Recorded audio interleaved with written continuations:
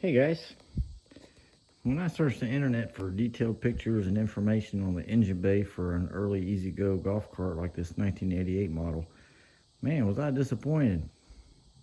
It's like this information is like proprietary or secret and not easy to find. So this machine here is an absolute basket case with just a ridiculous amount of stuff wrong with it. I believe every mechanic in it deserved to have their mechanic card taken away for anybody who ever touched this machine because it's that horrible. And I want to show you after I spent days and days cleaning this machine up and getting it back in order, fixing just a multitude of horribleness, and to give you an idea of what these should look like. Now, just remember, they all look a little bit different. I am not an EZGO guru. I've never touched one of these machines in my life. But hey, 40 plus years of turning wrenches can allow you to turn a complete basket case into something that looks pretty presentable like this. Okay, not too bad. And just to give you an idea of what's going on with some of this, where I started at was with the fuel system, because this engine wouldn't run. And you'll see here that there's supposed to be a steel line that runs back along that back side. Well, that all had been replaced with incorrect 5/16 fuel line. Okay, and it was literally falling out of here, about to fall down inside this belt. Okay, so I've actually replaced it all with 1/4-inch fuel line, put a new fuel filter. They put all that new fuel line on and it looked like they had a 15-year-old fuel filter. And I've also added a second fuel filter from the fuel pump discharge into the carburetor. Okay, the reason for that is because the whole reason this machine wouldn't run is because the trash from the fuel pump kept getting stuck in the needle of the carburetor, causing it to stick open and flooding the engine. That's why it wouldn't run. And you could clean the carburetor out, and as soon as you try starting it again, it would just flood again from trash coming out of the fuel pump. So you can either replace your fuel pump or do like I did, just take it all apart, clean every bit of trash out of it, run all new fuel lines, new fuel filter, 2 of them, and this thing runs very well. Don't forget, you have a mixture screw on here. You have to have this thing up off the ground, wide open throttle, and turn this till you get the smoothest running engine. Okay, don't forget to do that. That was just the beginning of my problems. It looked like I said the Tasmanian devil went off. These wires were going everywhere.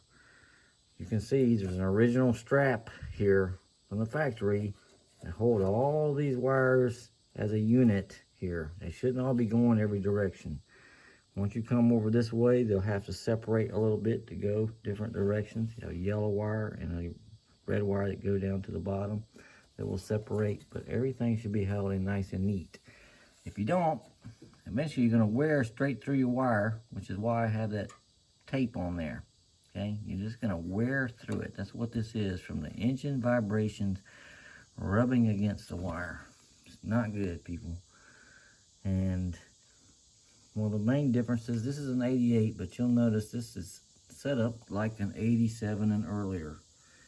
88s had a special, different, 1 year only choke cable and carburetor.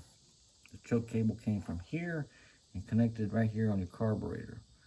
This has been converted to an 87 and earlier choke cable, and this is your routing.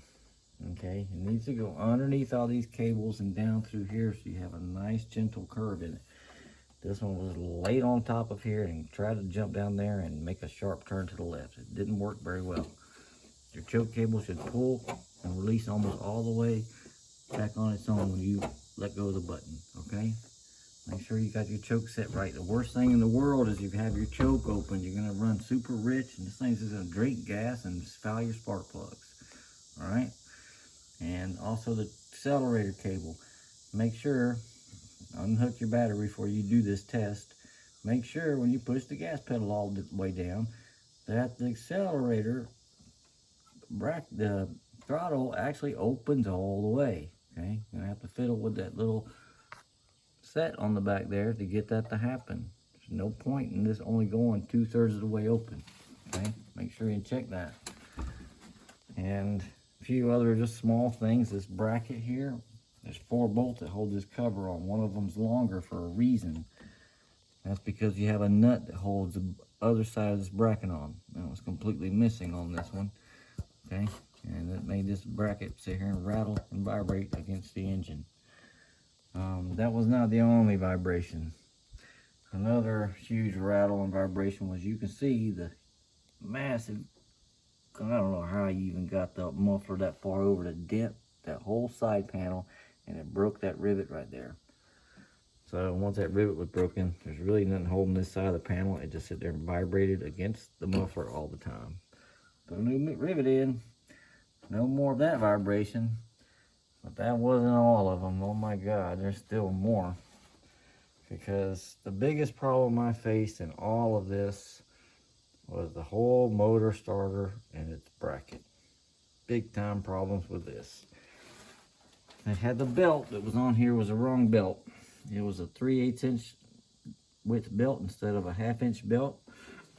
So obviously it was not fit in the groove of that pulley right. And it was also way too long.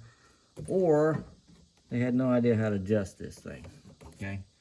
Which is actually, I know they didn't know how to adjust it. Pretty simple, guys.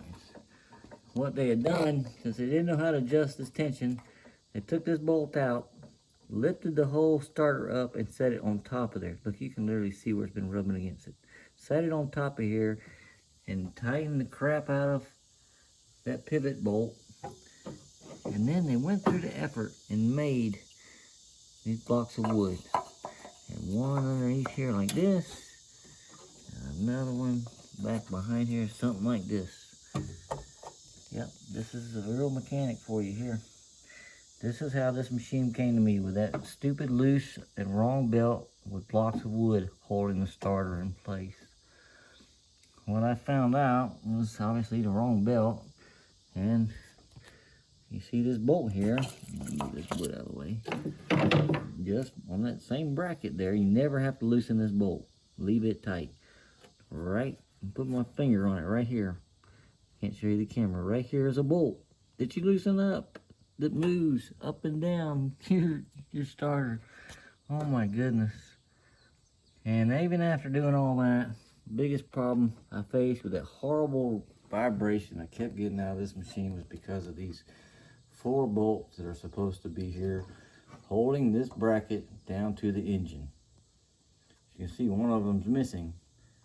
That's because that whole ear of the engine is broken off, probably from this accident.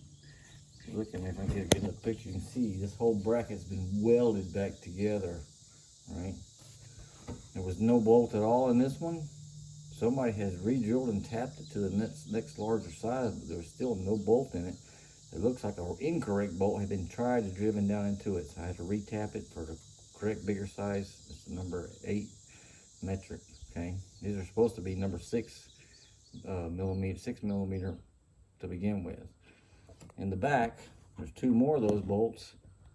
This one was just kind of sitting in there, wasn't holding on to anything, wasn't tightened at all, just laying in there. Just pull it right out.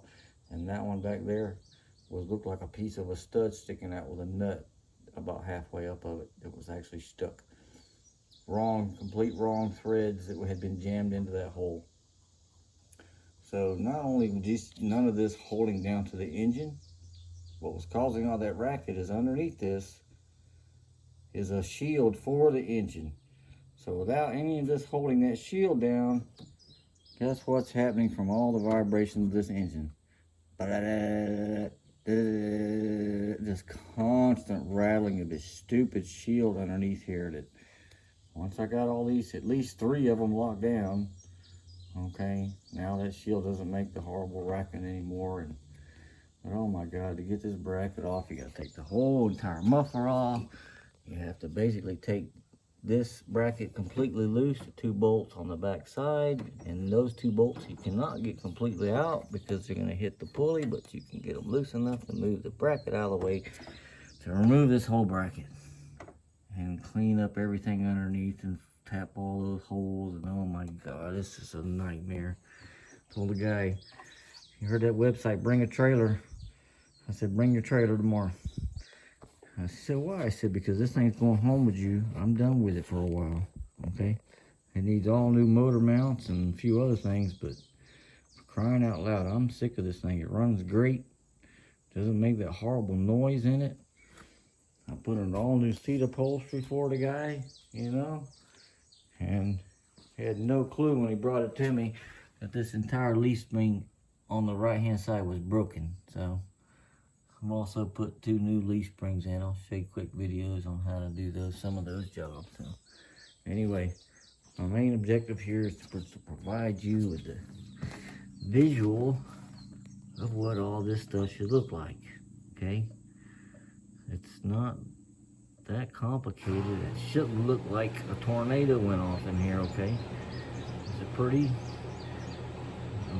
simple machines. It shouldn't look like they're that complicated. So anyway, I hope this helps some people out, just knowing how everything goes together, how it should look to the best of my ability.